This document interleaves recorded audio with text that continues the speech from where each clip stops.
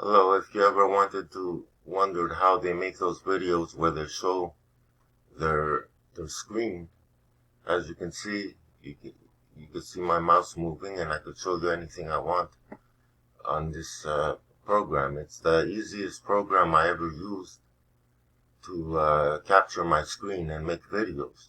It's called Screencast-O-Matic, and I'll have the link at the bottom of this video.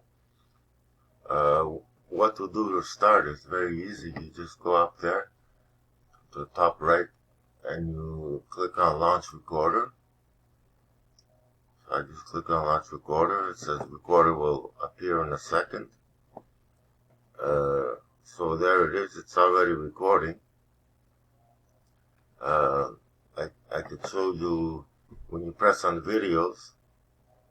You click on videos. You see I've already created one video beforehand. You can play the video, preview it. When you're done, you just click on the bottom left-hand corner on pause.